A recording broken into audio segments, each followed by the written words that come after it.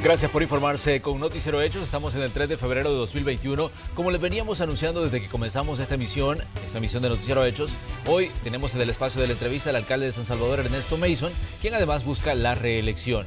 Temas de los que se ha hablado mucho en estos últimos días: la situación de violencia que se dio el fin de semana, en la que murieron 2 activistas del FMLN, cómo ha impactado esto también en las campañas electorales. Hoy lo vamos a conocer y vamos a conocer precisamente el punto de vista del alcalde.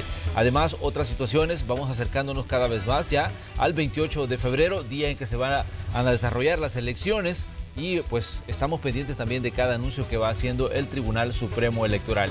¿Qué es lo último que ha dicho el ente colegiado? Primero, ha expresado preocupación por la situación de violencia que se dio el fin de semana, ha pedido incluso que se adelanten las misiones de verificación internacional y de observación del proceso electoral, y también ha dicho que ha habido amenazas incluso a muerte para magistrados del tribunal. Bueno, todo esto lo vamos a tratar de conversar hoy. Como les decíamos, tenemos como invitado al alcalde de San Salvador. Alcalde, buenos días, un gusto que nos acompañe aquí en Hechos AM. Buenos días, Manuel, un gusto estar con ustedes y un saludo a todos los televidentes que nos sintonizan. Alcalde, ¿qué lectura hace usted de lo que ha estado pasando desde que ocurrieron estos hechos el fin de semana en el centro de la ciudad, esta situación de violencia en la que pues murieron 2 personas? Bueno, son hechos sumamente desafortunados, repudiables. Creo que son el producto de un clima de violencia, un clima de odio que se ha venido gestando, tristemente utilizando recursos e instituciones del Estado y provocado por funcionarios del Estado en muchos casos, que lastimosamente el domingo por la noche llegó a desencadenar en asesinatos también. Es repudiable lo que ha ocurrido y ojalá pues esta campaña dé un giro del odio, de la violencia, de la división hacia la propuesta, hacia el trabajo en beneficio de la población, hacia las ideas que han faltado muchísimo, las ideas en esta campaña, especialmente de parte del oficialismo. Esperaría pues que no se repitan los actos de violencia que se dieron, y que la violencia de todo tipo, no solo la violencia física, sino también la violencia verbal, la violencia que se promueve a través de las redes sociales también, baje de nivel y que podamos tener una campaña de altura a base de propuestas en beneficio de la gente, y que todo se desarrolle con la mayor normalidad posible el 28 de febrero. Alcalde, ¿cómo considera usted específicamente que, digamos, impacta el proceso electoral? Porque este proceso hasta ahora, digamos, sí había tenido una cantidad de choques, pero a nivel verbal, como usted lo mencionaba, y a nivel de redes sociales, pero no se había llegado, pues, incluso a la violencia física, que fue lo que ocurrió precisamente el fin de semana. ¿Cómo considera usted que impacta este proceso, considerando también, digamos, el comunicado que emite el Tribunal Supremo Electoral, donde pide que se adelanten las misiones de observación internacional? Bueno, en primer lugar, totalmente de acuerdo con el adelanto de las misiones de observancia internacional. Un fraude no se hace el día de las elecciones. Un fraude no se hace ya, como era antes, metiendo papeletas marcadas a las urnas. Los fraudes se hacen, bueno, desde hace meses se está gestando un fraude. No pagar el FODES para hacer ver mal a las alcaldías, para dañar su funcionamiento, para detener el funcionamiento de cientos de alcaldías del país. Eso es un fraude. No pagar la deuda política, otra decisión del ministro de Hacienda, a los partidos políticos para que no puedan hacer campaña y solo el oficialismo pueda hacer campaña. Eso también es fraude. Bloquear, atacar a los adversarios políticos utilizando recursos e instituciones del Estado, como han hecho en San Salvador, cerrando el relleno sanitario, cerrando nuestro centro de operaciones, secuestrando nuestros camiones recolectores, incluso llegando a tirar basura de otros lados a la ciudad para querer hacer ver mal nuestra gestión. Eso es fraude también. Nosotros vemos con mucha preocupación el uso indiscriminado, burdo y descarado de recursos e instituciones del Estado, impulsado por funcionarios del Estado con cargos ministeriales para fines de persecución, ataque y bloqueo político en contra de los adversarios. No solo para promover a los candidatos del oficialismo, sino para atacar, para dañar, para perseguir a los adversarios políticos Y ni siquiera en los gobiernos del FMLN, que es un partido que se autodefine como castrochavista, de vocación autoritaria, de vocación dictatorial, ni siquiera con Funes y las sinvergüenzadas que hacía Funes, utilizando espacios radiales y todo, se están viendo los abusos y el uso de instituciones y de recursos del Estado en retroceso de nuestra democracia, como lo estamos viendo en este gobierno.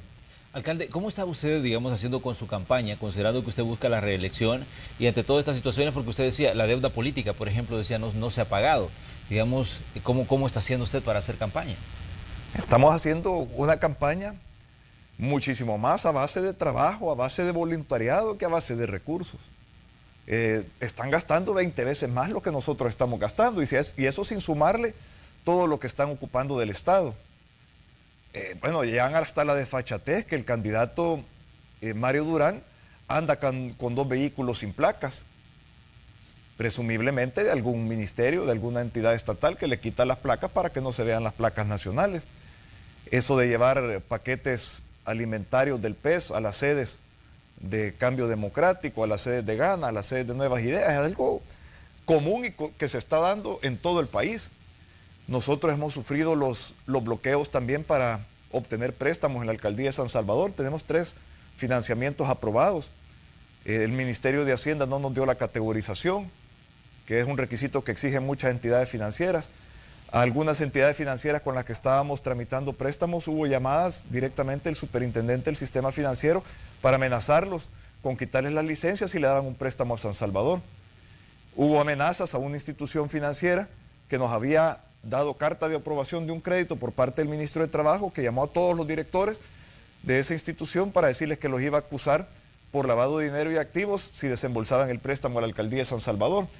La superintendencia y el Ministerio de Hacienda se encargaron de bloquear una emisión de bonos de la Alcaldía de San Salvador.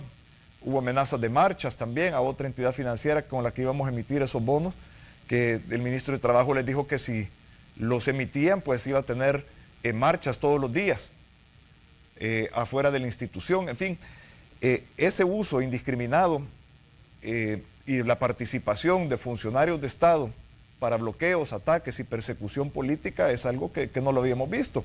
Si a eso se le agrega todo el clima de odio, de división, de violencia que promueven a través de las redes sociales y desde las más altas esferas del gobierno, pues eso muchas veces tiende a desencadenar en actos violentos físicos donde hay muertos, como lo que ocurrió el domingo, lamentablemente. Alcalde, pero ¿cómo ve usted, por ejemplo, las situaciones como la del FODES y el actuar en este caso del ministro de Hacienda, Alejandro Zelaya? Porque, como decía usted, bueno, ya van varios meses que no se les ha pagado, pero ¿qué pasa en este caso con las entidades ante las que tendrían que actuar? La Asamblea Legislativa ha dicho en diversos momentos que barajan la posibilidad de una interpelación. E incluso el ministro ha sido denunciado ante la Fiscalía General de la República. ¿Qué pasa con estas entidades entonces que no actúan ante, digamos, lo que podría estar ocurriendo con el accionar de un funcionario? Bueno, es un incumplimiento descarado de la ley y la Constitución por fines estrictamente políticos y electoreros. No sé por qué a estas alturas y 9 meses después la Asamblea Legislativa sigue sin interpelar al ministro de Hacienda. No sé por qué a 9 meses de estar incumpliendo la ley todos los meses al no pagar el FODES por fines electoreros no ha actuado la Fiscalía General de la República. No tiene que actuar en base de denuncias, que se han presentado muchas denuncias de parte de diferentes alcaldes, de parte de comures, etc. Si no de oficio debería de actuar la Fiscalía General de la República y hacer cumplir la ley, llevarlo a la justicia. No sé por qué se está esperando hasta después de las elecciones, cuando ya sea demasiado tarde. Pero ¿cómo toma usted, por ejemplo, cuando el ministro dice que la posibilidad de que se pague el FODES puede ser después de las elecciones? Y no solo lo dice, sino que lo dice muriéndose de la risa, mofándose, enfrente de candidatos de Nuevas Ideas, en una reunión de Nuevas Ideas. Es verdaderamente indignante eso. Y no solo eso, Manuel. Bueno, para San Salvador sí, nos hacen falta 5,5 millones de dólares, que es lo que nos deben de FODES. Pero también ninguna entidad, ninguna dependencia del Estado, ninguna autónoma, ningún ministerio paga sus tasas e impuestos municipales. ¿Cuánto le deben? ¿Cuánto tienen, digamos, de deuda, en este caso, con la Alcaldía de San Salvador, las entidades estatales? 42 millones de dólares. ¿Desde cuándo precisamente no pagan? En mi periodo, ni el gobierno del FMLN, ni el gobierno de Nayib Bukele nos han pagado un tan solo centavo de tasas e impuestos municipales. Ahora, nosotros podríamos actuar de la misma manera que ellos actúan y pudiéramos decirle, miren, como ustedes no nos pagan, vamos a dejar de recogerles la basura al Ministerio de Obras Públicas, al Ministerio de Hacienda, al Ministerio de Trabajo, a Casa Presidencial, etc. No lo vamos a hacer porque eso sería dañar a la gente. Pero veamos y volvamos al tema de la basura. Claro. Estamos en medio de la pandemia y de una crisis por la pandemia que ha cobrado las vidas de miles de personas. Tenemos una crisis económica y social producto de la pandemia y en medio de la pandemia han querido generar una crisis de salud y una crisis ambiental queriendo boicotear, bloquear la recolección y la disposición de desechos sólidos en San Salvador, una ciudad donde viven más de 600,000 habitantes, pero también que la visitan a diario más de 2 millones de habitantes de todas las partes del país. O sea, los daños, y no se miden en dañar a la población, los daños no son a la alcaldía de San Salvador, los daños no son a Neto Mason, los daños son a la gente más necesitada, más vulnerable. Lo mismo con el FODES.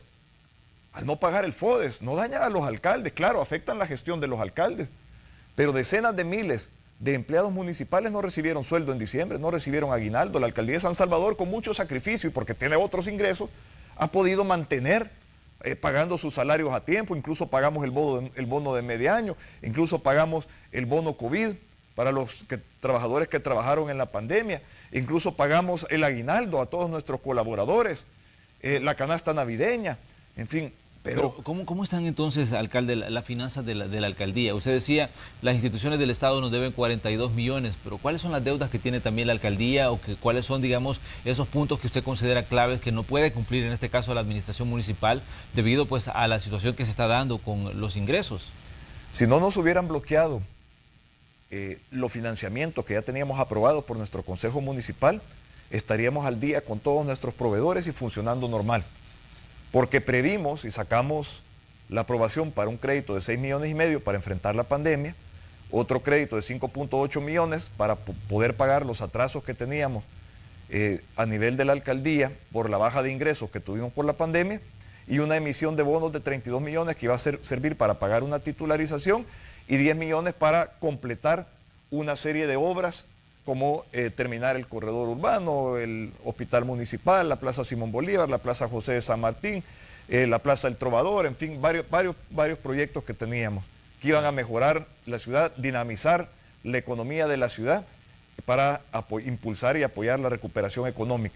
Nos bloquearon todos esos préstamos, no nos pagan las tasas de impuestos municipales, no nos pagan el FODES. Entonces la situación de la alcaldía, hemos tenido que priorizar el pago de salarios, no hemos despedido 1,000 y pico de colaboradores como pudiéramos haber hecho para suplir la baja de ingresos. Hemos tratado de mantener todas las plazas de fantasma, todas las plazas. Las únicas plazas que hemos suprimido son las plazas fantasmas que tenía la mafia sindical que había alrededor del ministro de Trabajo en la alcaldía de San Salvador.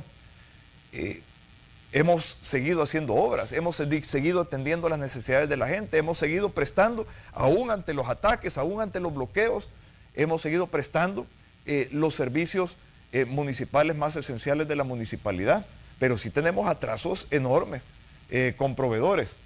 Nos ha tocado priorizar aquellos proveedores de los servicios más elementales y básicos que no podemos darnos el lujo de que corten. ¿Tiene usted un dato de cuánto, digamos, le debe la alcaldía a proveedores? Debemos alrededor de 15 millones de dólares a proveedores. Alcalde, entonces, es decir, si el gobierno nos pagara los 42 millones de dólares que nos deben tasas e impuestos municipales y los 5,5 millones que nos debe del FODES, pues podríamos pagar más de 3 veces todo lo que le debemos a proveedores y hacer una gran cantidad de obras en beneficio de la gente. Pero no les interesa a ellos que hagamos algo en beneficio de la gente, les interesa únicamente lo electorero, les interesa únicamente recuperar un negocio y una mafia sindical que han perdido y que hemos desmantelado durante nuestra gestión. Alcalde, precisamente ese es el punto hacia donde quiero que vayamos. ¿Cómo queda en este caso la competencia por la alcaldía de San Salvador ante todas estas situaciones que usted está planteando? ¿Considera que es una competencia desigual, digamos, en el caso de usted que busca la reelección con el resto de candidatos, considerando que usted no tiene los fondos para poder trabajar? Con una mesa total y absolutamente desnivelada. Y aún así vamos arriba.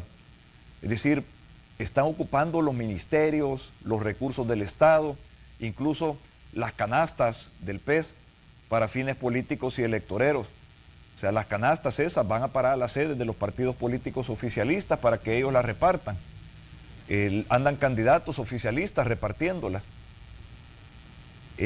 Incluso a las turbas que llegaban a cerrarnos nuestros rellenos sanitarios, que llegaron a secuestrar los camiones recolectores de basura, ahí mismo tenían el descaro y la desfachatez de llevarles esas canastas para que se quedaran ahí, bloqueando la recolección y la disposición de desechos sólidos de San Salvador.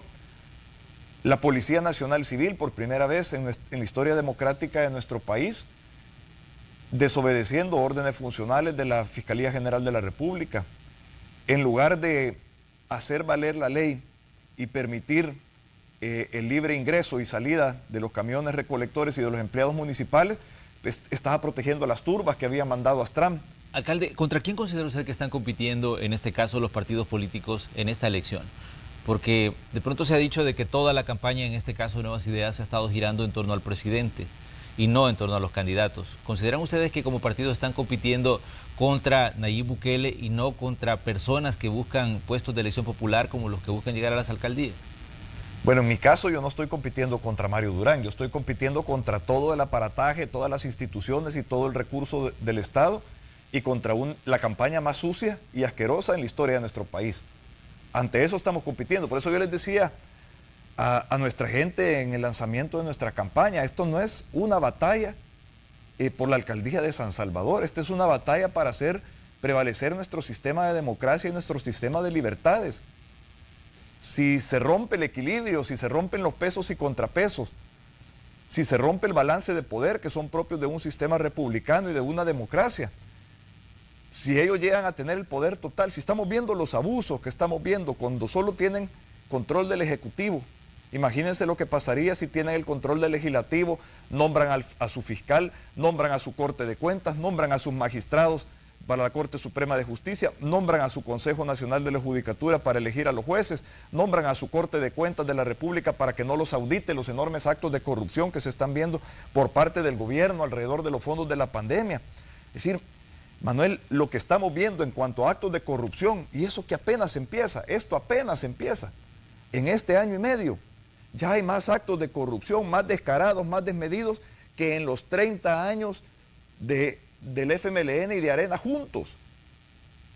Es increíble lo que estamos viendo. Y en cuanto al retroceso institucional y al uso de las instituciones del Estado, a la participación activa de funcionarios públicos para perseguir a los adversarios políticos, alcalde, nunca se había pero visto. con lo que usted nos está diciendo, está aceptando de que Arena, digamos, cometió actos de corrupción durante los 20 años que estuvo presidiendo el Ejecutivo.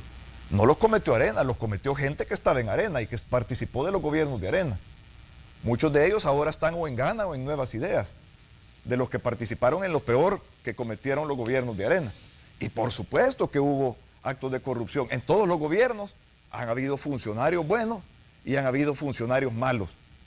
En todos los gobiernos han habido actos de corrupción y han habido cosas que han servido para el avance y para el fortalecimiento institucional democrático del país y para beneficio de la gente. Alcalde, pero ¿cómo está Arena, digamos, ante esta situación que se le plantea? Porque usted decía, esta es una situación en la que estamos enfrentándonos al Ejecutivo y todas las herramientas que tiene para poder, digamos, hacer campaña. Pero ¿cómo está Arena como partido para enfrentar esta batalla? Las encuestas, obviamente, las lecturas, pues no se las tengo que repetir, ya todos la conocemos, de que obviamente no le han favorecido a Arena en estos últimos, digamos, meses y en estos últimos años, el hecho de los niveles de aceptación ante la gente. ¿Cómo está Arena para enfrentar este reto que lo lleva al 28 de febrero? Digamos, en una situación de tanta desigualdad, como usted decía, para poder, digamos, llegar a la gente. Bueno, yo no tengo varios años de no participar en la dirigencia de Arena. Participé durante mucho tiempo en Arena, pero luego del 2017, pues no participo en la dirigencia del partido. De hecho, he sido una de las personas más críticas dentro del partido hacia las decisiones, las malas decisiones que ha tomado Arena. Creo que Arena es un partido que luego de esta elección debe recomponerse, debe replantearse, debe corregir una serie de errores que se han cometido en cuanto a reformas estatutarias, debe saber administrar mucho mejor las diferencias al interior del partido, debe saber conectar mucho mejor con la población, debe percibirse como un partido que verdaderamente representa a las grandes mayorías de salvadoreños y no a pequeños grupos de poder. Debe mejorar sus formas de comunicar tanto hacia dentro del partido como hacia afuera del partido, hacia el electorado. Arena es un partido que lo dejaron quebrado después del último proceso electoral con una deuda de 8 millones de dólares. En fin, está pasando también por una situación financiera sumamente complicada.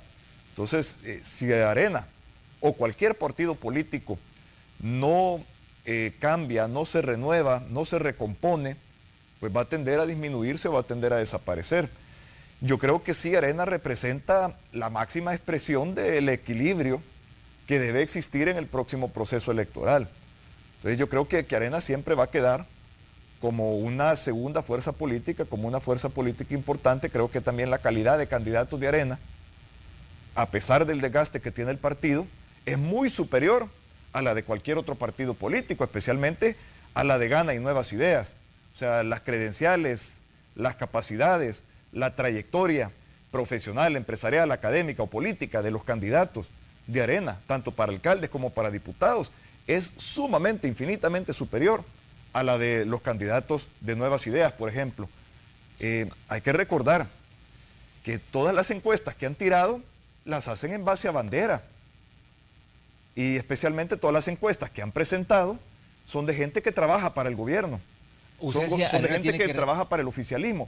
Usted decía, Arena tiene que recomponerse, tiene que ver, digamos, buscar un nuevo rumbo luego de este proceso electoral. Pero, ¿qué es lo que está pasando? ¿Está siendo una oposición débil Arena ante, digamos, lo que está ocurriendo en el manejo del país? Creo que durante este gobierno Arena no ha sido una oposición efectiva. Y en ese sentido tiene que recomponerse. Creo que el partido debe saber, o los que dirigen el partido, los que dirigen la fracción legislativa deben saber que hay que poner primero a la población. Y habrán cosas donde yo he criticado a mi partido por no apoyar decididamente al gobierno. Y hay cosas donde se debe oponer de una manera enérgica, enfática, donde ha faltado oposición. Entonces muchas veces se han opuesto a cosas que no deberían haberse opuesto y han apoyado cosas o se han quedado callados o silenciosos en cosas que debe haber una oposición mucho más enérgica y mucho más vigilante de parte del partido. Pero hay algo muy importante, Manuel. Esta elección no es por bandera, ni para diputados ni para alcaldes. Esta elección es por rostro. Y por primera vez el electorado va a votar por rostro para elegir sus alcaldes. Ya diputado se hace desde hace varios años, desde el 2012. Entonces es una elección donde va a prevalecer las capacidades, las competencias, las propuestas también de los candidatos y no solamente una marca o una bandera partidaria. Y hay otra cosa que hay que recordar. Nayib Bukele no va a elecciones y los que van a elecciones son una sarta de personajes que, discúlpenme, entre todos cuesta que logren hacer uno, salvo muy raras excepciones. Uno no encuentra en esa lista de candidatos gente semipotable. Entonces ese es un tema y un factor a considerar. Cuando nosotros hacemos encuestas en base a personas, que las hacemos todas las semanas y que nos estamos midiendo de manera permanente, los resultados son a la inversa. Llevamos una amplia ventaja por sobre cualquiera de nuestros contrincantes y la elección va a ser por rostro. Eso es algo incluso que por la falta de propaganda de las instituciones, del Tribunal Supremo Electoral, etcétera, es algo que mucha gente no conoce. Cuando uno anda recorriendo el casa por casa y todo, mucha gente no sabe que hubo una reforma al Código Electoral, que la vetó el presidente de la República, que se superó el veto, que fue a la Sala de lo Constitucional y que determinó que ahora el voto para alcalde va a ser por rostro. Alcalde, pero ¿cómo ve usted, por ejemplo, la posición, como usted decía, del Tribunal Supremo Electoral? El Tribunal Supremo Electoral se supone que es el árbitro en este proceso y que es una institución que tiene que ser fuerte para garantizar resultados, para garantizar que el ciudadano pueda emitir el voto como debe de ser y cumpla con ese deber constitucional, y además para garantizar, digamos, que el país mantenga la calma en medio del desarrollo de unas elecciones. Pero ¿cómo ve usted el trabajo que está haciendo en este caso el tribunal? Bueno, yo creo que el tribunal está haciendo un trabajo aceptable y creo que tiene las condiciones para que el resultado del 28 de febrero se respete y dar las garantías del respeto del mismo. Pero como decía anteriormente, el fraude electoral no solo se hace el día de la elección. El fraude electoral lo han venido haciendo desde hace meses, al no pagar el FODES, al no pagar la deuda política, al bloquear a las alcaldías, a perseguir utilizando las instituciones y los recursos del Estado a los adversarios políticos. Por eso es que ojalá tuviéramos la observancia internacional desde mucho antes. Yo ayer platicaba con un alto diplomático de este país y veían con una enorme preocupación lo que ha estado ocurriendo, el retroceso democrático que ha tenido El Salvador al usarse los recursos del Estado descaradamente para fines políticos y electorales, al usarse las instituciones del Estado descaradamente para atacar a los adversarios políticos. Es decir, eso es muy común, Manuel, en países como Nicaragua, en países como Venezuela, en países que ya perdieron cualquier semblanza de democracia y que ya perdieron las libertades de los pueblos. Y a eso estamos llegando aquí a El Salvador. Entonces, esta elección no es una elección de alcaldes y diputados solamente. Es una elección para defender la democracia y el equilibrio de poder de nuestro país y para defender el sistema de libertades que tanto le ha costado a El Salvador. Muy bien, alcalde. Nos vamos a una pequeña pausa comercial. Tenemos más preguntas para Ernesto Mason, alcalde de San Salvador y candidato a la reelección. Vamos a hacer un espacio para comerciales. Volvemos enseguida. Continúe con nosotros.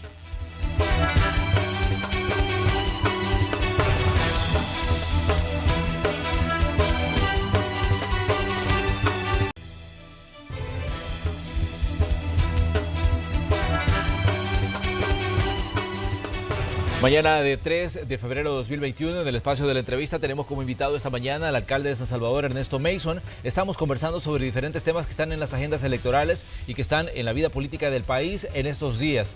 Alcalde, usted busca la reelección. ¿Por qué considera usted que los capitalinos le deben dar una oportunidad para un nuevo periodo de trabajo, digamos, al frente de la ciudad más importante del país, de San Salvador? ¿Qué le dice usted al residente de las colonias, de las comunidades, de los barrios donde, bueno, lo hemos visto que ha estado recorriendo, pero qué le dice usted a ellos para que le permitan a usted, digamos, tener un nuevo periodo de trabajo como alcalde?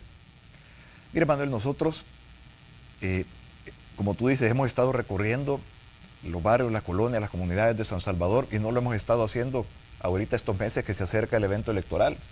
Lo hemos estado haciendo desde el día 1 de nuestra gestión, incluso mucho antes de llegar a la alcaldía, después de ganar la alcaldía, antes de tomar posesión y luego al llegar a la alcaldía, pues no ha habido un día que no hayamos estado en un trabajo territorial constante y permanente, porque creemos que la mejor forma de conocer las necesidades, los problemas, las prioridades de la población es visitando, estando al lado de la gente, escuchándolos. Esa ha sido nuestra forma de trabajar. Hemos hecho un gobierno de territorio, no un gobierno de escritorio. Hemos pasado muy poco en la oficina y mucho al lado de la población. Hemos hecho grandes obras emblemáticas, visibles, como el Parque Cuscatlán, como la Biblioteca Digital que inauguramos la semana pasada en la colonia Satélite, como el Mercado Ula Ula, la inversión más importante que se ha hecho en el centro de San Salvador en más de 50 años, que va a permitir no solo ordenar la ciudad, liberando el principal acceso al centro de San Salvador y lo que conecta el centro histórico con el Parque Cuscatlán, es decir, la calle Rubén Darío, sino pasar de la informalidad a la formalidad a cerca de 3.000 vendedores.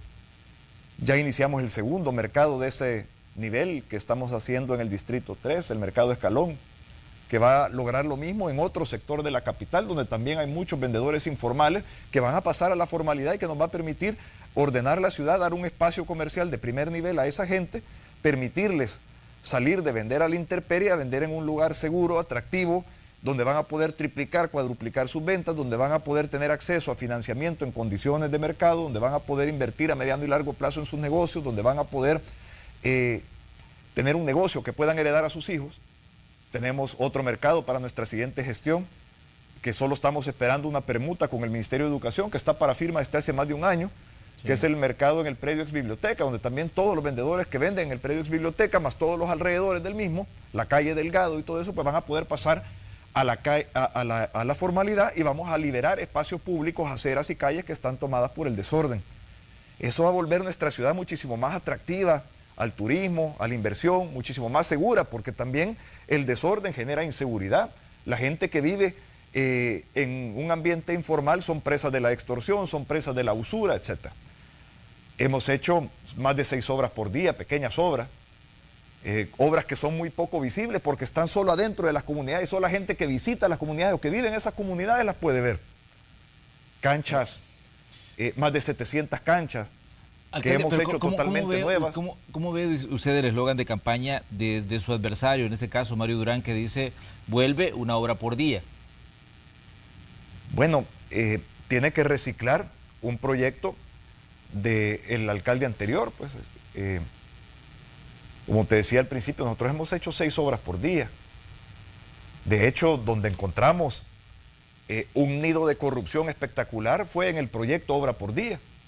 Y por eso quizás lo está promoviendo Mario Durán, porque el problema en el último año de Nayib, el proyecto Obra por Día se lo dieron a Rolando Castro, a la unidad de parques, plazas y zonas verdes, cuyo jefe era Rolando Castro y donde tenía una mafia de plazas fantasmas.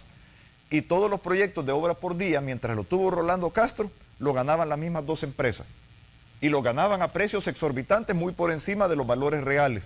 Y fue algo que nosotros llegamos a quitarle y lo pasamos, ese proyecto de obra por día que sigue funcionando, no es que va a volver, sino que sigue funcionando, lo pasamos a desarrollo urbano, donde debería estar. Y quitamos esa corrupción, lo pasamos a que fuera administrado por la Unidad de Adquisiciones y Contrataciones Públicas y que se lo diera los proyectos a las empresas que postulaban los mejores términos, no a las mismas 2 empresas vinculadas a Rolando Castro. Pero tenemos 6 distritos en San Salvador y por lo menos en pequeñas obras, por lo menos yo le he exigido que haga una obra al menos al día a cada una de las delegaciones distritales y lo hemos logrado. Entonces, hemos hecho obras emblemáticas como las que acabo de mencionar, pero un montón de obras pequeñas, pero que transforman la vida de la gente. Más de 700 canchas que hemos recuperado, que hemos remodelado, que hemos hecho totalmente nuevas. Algunas de las más emblemáticas en la comunidad de Las Palmas. Tienen una cancha espectacular, una de las principales comunidades del país que tiene 1.800 viviendas. La comunidad Nueva Israel, que tiene más de 50 años de existir, tenía una cancha que era una polvazón en el verano y era un lodazal en el invierno, y ahora tienen una cancha espectacular que inauguramos el mes pasado. Es decir, la comunidad más importante del país en términos poblacionales, tiene cerca de 20.000 habitantes, 19 sectores. En fin, el modelo 3, por ejemplo, la comunidad modelo 3, tenía más de 35 años de existencia y tenía un hoyo donde construimos una cancha espectacular. Entonces, donde hay una cancha en buen estado, los índices delincuenciales bajan hasta 4 veces. O sea, le das un espacio de primer nivel a los jóvenes para que puedan practicar el deporte, para que puedan convivir, para que puedan integrarse en la comunidad, participar de diferentes actividades artísticas, culturales, deportivas, en familia, alejar a nuestros jóvenes de la violencia. También si alguien está metido en las pandillas, pero pasa jugando fútbol 2 o 3 horas diarias, pues son 2 o 3 horas que no está delinquiendo y es un paso para que puedan irse saliendo progresivamente de ese mundo criminal y reinsertarse como ciudadanos productivos en la sociedad. Hemos cuadruplicado los programas de becas en la Alcaldía de San Salvador, en el Centro de Formación Laboral, en el Instituto Municipal de la Juventud, en la Secretaría de la Mujer y la Familia. Cursos que permiten que especialmente nuestros jóvenes, hacia donde van dirigidos, pero también a madres solteras, también adultos mayores, puedan obtener un ingreso adicional, puedan trabajar desde casa y poder emprender en un negocio propio, o puedan obtener un mejor trabajo. ¿Hacia dónde considera usted, alcalde, que se tiene que llevar la gestión, en este caso, de una ciudad como San Salvador?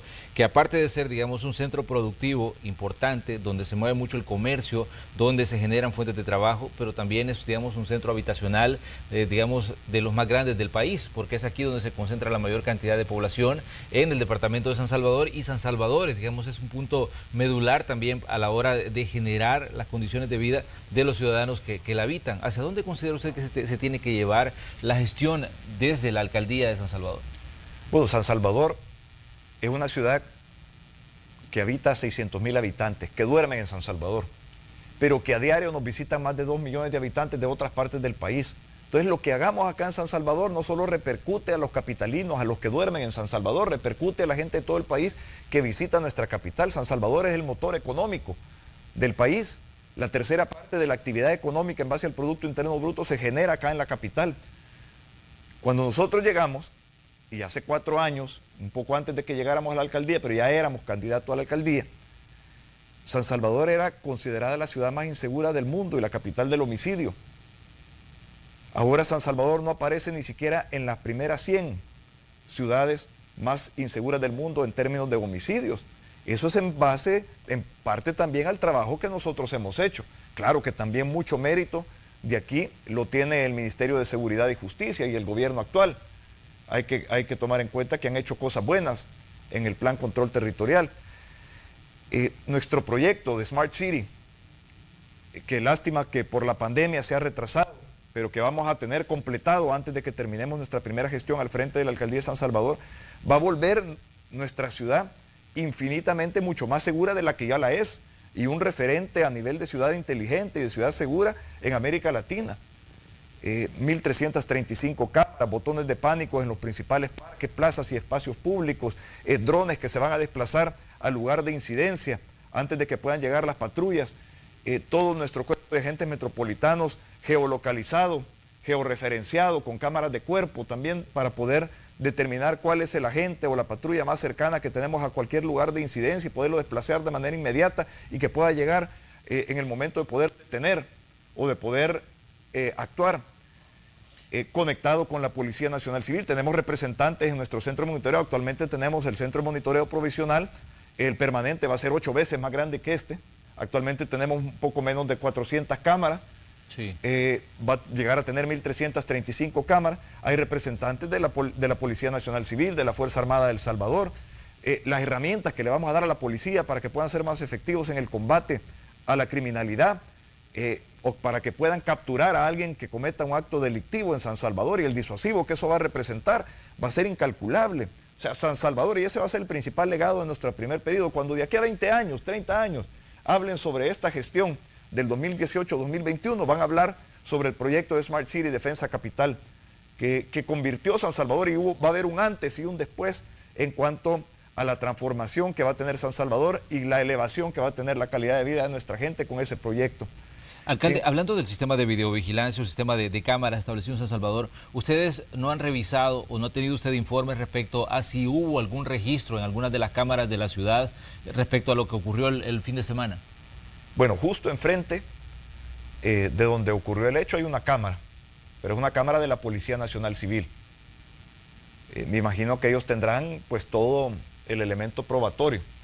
De hecho, los panfletos oficialistas, como el blog, la página, etcétera, estaban sacando las noticias falsas de que la alcaldía se había negado a presentar los informes de las cámaras. Vuelvo a repetir, hay un representante de la Policía Nacional Civil en nuestro centro de monitoreo provisional. Hay un representante de la Fuerza Armada de El Salvador ahí también. Ellos tienen acceso, también todo ahí queda guardado hasta 6 meses. Nosotros no vamos a poner cámaras donde ya hay cámaras de la Policía Nacional Civil, porque eso sería duplicar el trabajo. Claro. La cámara más cercana de San Salvador, de la alcaldía, está unas 2 cuadras abajo de la cornucopia, que es donde ocurrió el hecho. Entonces estoy seguro que si hay voluntad y disposición de la Policía Nacional Civil, no sé si la habrá, porque al parecer la gente que perpetró los hechos criminales que se dieron es gente vinculada al gobierno y gente que trabaja en la seguridad del Ministerio de Salud. Entonces no sé si van a tratar de ocultar los hechos o si los van a poner a disposición de la Fiscalía General de la República, como debería ser el procedimiento normal de una Policía Nacional Civil independiente. Alcalde, hablemos un poco del mercado Ula Ula, y usted decía ya son parte importante de los proyectos que se ha desarrollado durante la presente administración. ¿Para cuándo esperan ustedes ya habilitar el mercado y que las personas que están en la informalidad y que están a la intemperie puedan ocupar un puesto dentro de ese mercado? Bueno, el mercado principalmente va a ser para los vendedores de la calle Rubén Darío. Sé que hay muchísimo interés, es decir, tenemos un poco menos de 1.000 puestos, pero hay más de 5.000 comerciantes interesados en ocupar esos puestos. No vamos a poder pasar 5.000 comercios a 1.000 puestos. Vamos a privilegiar a la gente de la calle Rubén Darío, donde tenemos un censo de las 3 organizaciones de vendedores que están en esa calle, y donde va a haber un proceso de filtro para poder adjudicar esos puestos. Se les va a ayudar con su plan de negocio, se les va a ayudar a obtener financiamiento en condiciones de mercado, va a ser estrictamente voluntario, a nadie se le va a obligar a pasar ahí. Es decir, el precio que se va a pagar es de menos de $10 al día, que es menos de lo que esa gente está pagando por vender a la intemperie, entre lo que pagan por baños que no tienen, por electricidad que no tienen, que tienen que pagar, pagan por un espacio público, calle o acera, que no es de ellos, sino que se los vende X personas, muchas veces relacionada a estructuras criminales. Les toca pagar extorsión, les toca endeudarse a un financiamiento en condiciones de usura al 10, 20% diario. Van a tener ahora acceso a un financiamiento 300 veces más barato. En fin, va a tener sus grandes ventajas el pasar al mercado, pero también va a ser obligatorio pasarse a la formalidad. Es decir, cualquiera que pase al mercado va a tener que sacar su número de identificación tributaria, va a tener que tributar al Estado, ¿verdad? Y eso también le va a servir al gobierno de El Salvador al ampliar su base tributaria y a poder pasar de la informalidad a la formalidad a más vendedores. Creemos que es un proyecto que puede replicarse de una manera muy exitosa en grande y en pequeño, y que va a servir, y esto no se puede hacer de la noche a la mañana y no se puede hacer en un periodo de alcalde que es solamente 3 años, especialmente cuando se nos ha atravesado durante un año de nuestro periodo la pandemia y todas las consecuencias que tuvo la pandemia y todo lo que nos tocó hacer para enfrentar la pandemia. Pero sí va a ser un paso gigantesco hacia el ordenamiento del centro de San Salvador, hacia liberar las calles y aceras de la informalidad, hacia la transformación de miles de vidas que pasarán de la informalidad a la formalidad, y hacia algo que vamos a poder replicar, y como dije, ya están en curso 2 mercados más, y mediante un asocio público-privado, un sistema de sociedad de economía mixta como el que se ha utilizado, podemos hacer ese tipo de esquemas y replicarlos a lo largo y ancho de nuestra ciudad. ¿Cuánto tiempo considera usted, alcalde, que va a tomar o quizás pueda tomar en algún momento, digamos, ordenar San Salvador? Porque sabemos que San Salvador, por lo menos en el centro histórico, siempre ha sido, digamos, un punto medular para el comercio y para el movimiento de mucha gente que viene pues a ganarse el sustento diario en las calles, porque en lugares donde viven tal vez no tienen, digamos, la cantidad de gente moviéndose como la tienen en San Salvador, y es ahí donde se concentra la mayor cantidad de gente buscando sobrevivir, digamos, en una situación económica precaria como la que ha vivido el país en los últimos años. Mira, yo creo que en un periodo de 10, 15 años se puede lograr si le damos continuidad a los planes. Y han habido avances a lo largo de los últimos 10 años. Que durante los gobiernos de Norman Quijano hubo avances importantes en la recuperación de diferentes áreas del centro, diferentes plazas. Hubo avances también en el gobierno de Nayib Bukele, donde se remodelaron las plazas que habían sido recuperadas por Norman. Se remodeló la Plaza Gerardo Barrios, la Plaza Libertad, la Plaza Morazán. Se ha mantenido esas plazas y también el Parque Lineal sobre la calle Delgado, atrás de Catedral. Se ha mantenido libres de ventas con estructuras permanentes esas plazas. Se permiten las ventas de gente que anda de manera ambulatoria, sin generar estructuras permanentes, sin quedarse en una posición fija. Con el mercado Hula Hula vamos a dar el paso más gigantesco que se ha dado en los últimos 30 años en cuanto a ordenamiento de San Salvador. Y nosotros nos comprometimos con los vendedores en que íbamos a avanzar en el ordenamiento, pero que lo íbamos a hacer por la vía del consenso, por la vía del diálogo, no por la fuerza. Porque si lo haces por la fuerza, tú podés liberar. Hoy hemos podido liberar el día 1 de nuestra gestión la calle Rubén Darío, metiéndoles el CAM, metiéndoles tractores para levantar las ventas, pero le hubiéramos causado un daño tremendo a esos vendedores y hubiéramos trasladado el problema de un lugar a otro, porque ellos iban a mover, ellos tenían que vender, ellos tienen que darle sustento a su familia y se iban a mover a otro lugar. Entonces preferimos hacerlo dándoles una alternativa que sea viable, que sea mejor y que los lleve a ellos a tener mejores condiciones de venta. y también que de una alternativa que sea de carácter permanente y no temporal. Y hacia eso lo vamos. Con los 2 mercados que vamos a hacer en el próximo periodo, vamos a avanzar muchísimo más. Y tenemos contemplado hacer 3 mercados de bolsillo más en inmuebles que tenemos identificados, donde hay socios dispuestos a invertir en un esfuerzo conjunto con la Alcaldía de San Salvador para poder hacer otros mercados que no van a ser tan grandes como el Ula Ula, que tiene 1000 puestos, o como el del predio ex biblioteca, que va a tener una cantidad similar, sino que andan por el orden de 100 a 150 puestos. Entonces, eso puede hacer en chiquito lo mismo que se estaría logrando con el Ula Ula. Muy bien, alcalde, le queremos agradecer que nos ha visitado en esta mañana de miércoles. Estamos ya muy cerca del proceso electoral, estamos a días de las elecciones. Esperamos poder conversar con usted previo al evento y durante el evento electoral para conocer cuáles son sus impresiones sobre lo que esté ocurriendo en determinado momento en el país. Gracias por estar aquí, alcalde. Muchas gracias, Manuel, por la oportunidad. Gracias a todos los televidentes que nos sintonizaron. Un gusto siempre estar en tu programa. Muy bien, vamos nosotros a una pausa comercial, ya venimos con más de Noticiero Hechos, tenemos reportes de tráfico, tenemos también información deportiva. Continúe con nosotros, somos Hechos AM.